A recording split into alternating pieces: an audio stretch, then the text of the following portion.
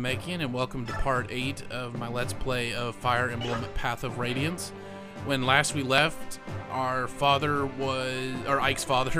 was killed by the Black Knight, and as a result, Ike decided to continue on the group, which was not exactly favorable to Sean and Gatry. So from the group. In replacement of them, we got the new merchant caravan group, which is incredibly help management. But sadly, it doesn't. Things don't go so well in the morning when we wake up and find ourselves surrounded by Dayan troops. Dayan troops that have entered Gallia. So here we go, starting off with the map. This map of my favorites in the game. I always love it when you have to split the groups up and defend areas. It's just overall, it's a fun map, and you don't really have, outside of Titania there, you really don't have any super class players anymore. Your mastered archer and tank is gone, so you kind of have to do with what you have, and that's what makes this particular map quite fun. So what I do is I split it up. Titania can pretty much handle that bottom area all by herself. I put Boyd and Ray's on the right side to handle a lot of those armored class folks. And I leave... eventually. I have Ike and Soren, and eventually I'll probably put Oscar over to the left side. Unfortunately, there's not a whole lot for Maya to do in this particular map, so she's going to be there as mainly a support in case something happens type of a class. I do think I use her a bit more than I normally do. Don't remember exactly how I played this map. Actually, I do remember a little bit. I think I do use her more than normal. But really, generally, either, as it ends up being, it's either going to be her or Oscar. Kind of no matter how you play the game, one of those two are going to have to be a support character. Generally, your Oscar, unless you've really been concentrating or really pour on some of those bench XP on them, there's really not a place where Oscar's going to shine. You put him down below, and those mounted units are going to tear him apart. He can't do any real damage on the armored units, but they can do a lot of damage on him. And the same kind of goes with Maya. She's not exactly at a kick-butt level enough so that armored units, she's not really all that great against, and those mounted would just slaughter her as well. And even Ike is a little bit in a dangerous position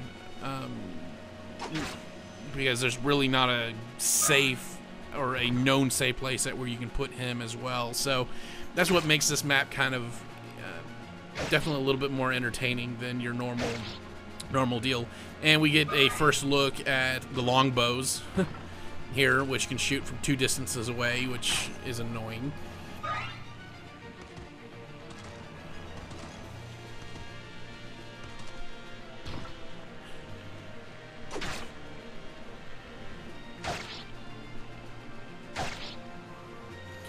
One thing you do want to do, though, is you always want to keep Ike on that left side.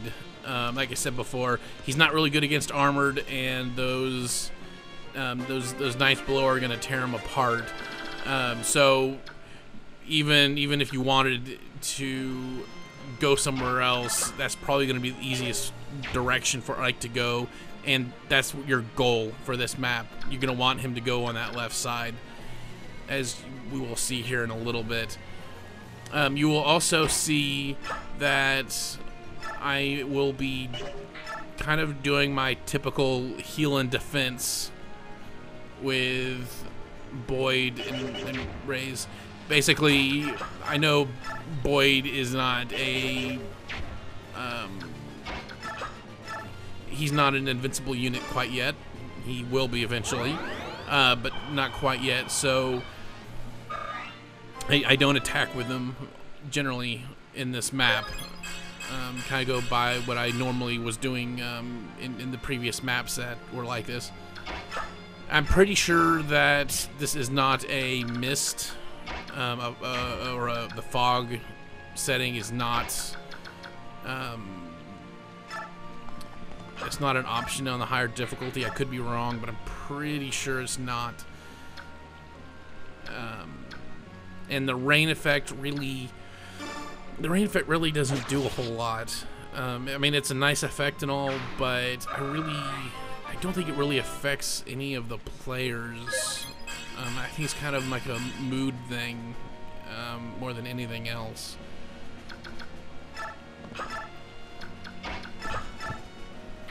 And this is also probably the start of, I think it's the next map more than, it's either this map or the next one that we're going to start seeing a dramatic increase in the baddie level.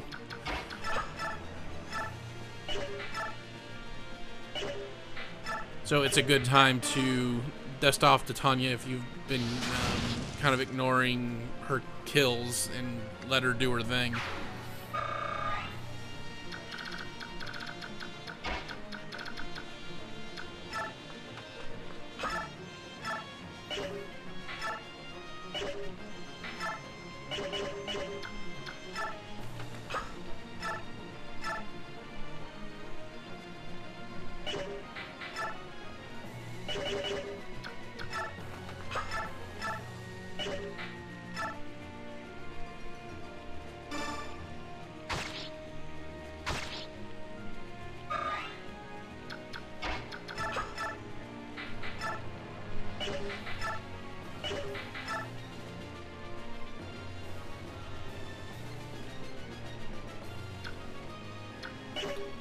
Things a little bit cautiously.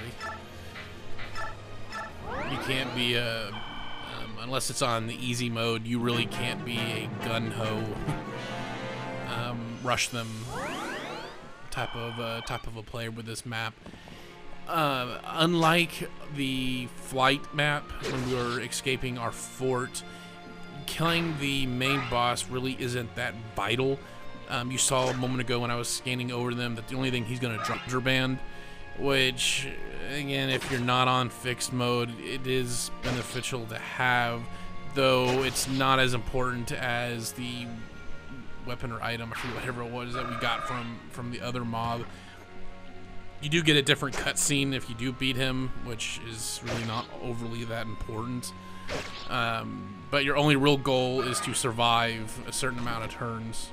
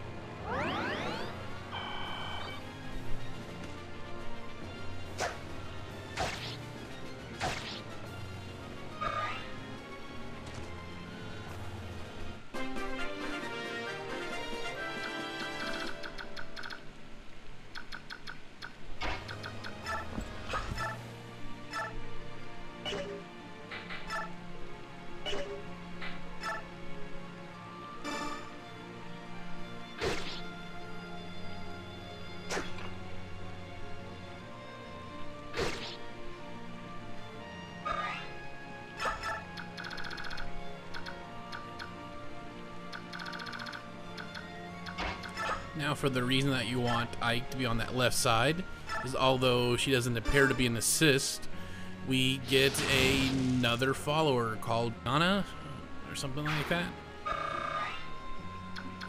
Basically, she was actually traveling with a merchant group that we just met a moment ago, so convenience is contrived. Dan basically forced her to be fighting for them and so forth. She is another mage character that sort of like Soren, but where Soren focuses on wind initially, Ileana focuses on the lightning thunder class initially. When it comes to the thunder and lightning, she is actually better. She's probably the best one. Oh, the second best mage when it comes to the thunder and lightning, simply because her stats make it a lot easier for her to actually land a hit when it comes to casting the lightning and thunder. Comparatively to the fire and wind, you have a pretty good chance of actually missing your target when it comes to thunder. So, I mean, she is a fairly skilled individual in that regards. However, I found that you don't really have to have multiple mages on the field. You know, you have enough of a variety of characters that you don't want to double up unless you have to. So, while she is a good character, she's nowhere near as good as some, especially Soren, and definitely not as really all that great. Or it would take a lot of time to get her up to the same level as some of the other mages that we'll meet along the way. So she's a good pitch hitter if you need another mage, and I will use her from time to time. But overall, she's a forgettable character. She's just not that great of a character.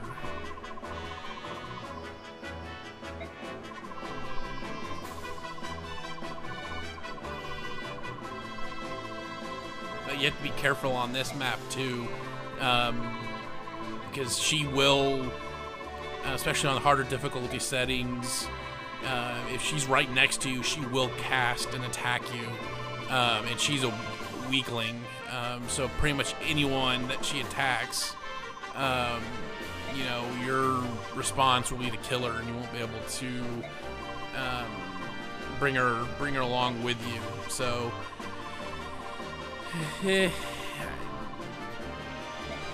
so I mean, just have to be a little bit careful with that.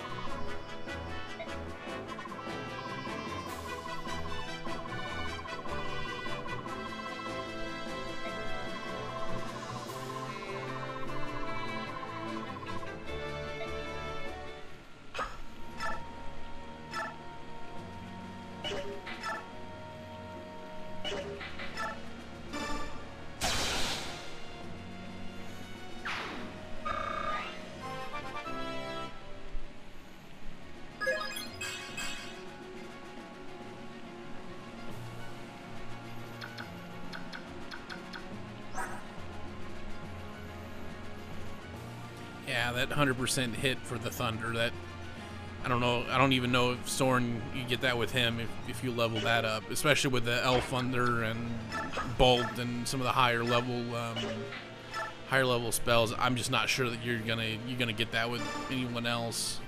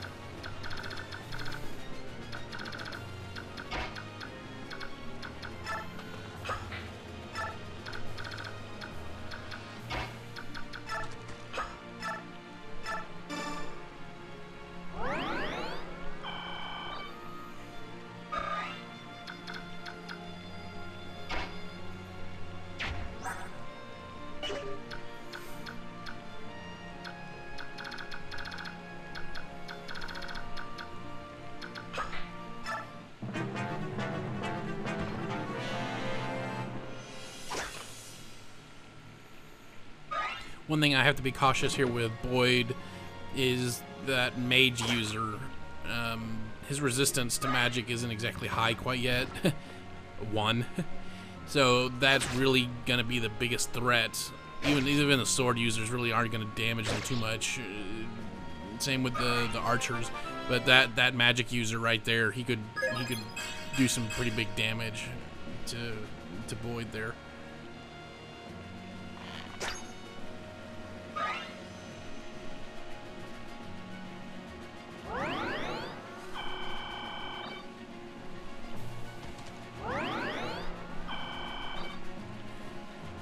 There goes the boss. Really, he's a little bit tougher than the other armored units in the map, but he doesn't really have anything overly special as far as weapons or anything else. The spear, which just makes it a ranged attack, but his damage really isn't that big comparatively. So that pretty much ends the map. You have to wait 8 turns. Even if you clear the map, you have to wait 8 turns before it ends. So that's what I will be doing. Basically just continuing on doing what I've been doing, clearing out the maps, getting XP or whatnot to just continue to move forward. So I am going to leave you guys to that, and I will catch you again for the next part whenever I get that uploaded. So, thanks for watching. God bless.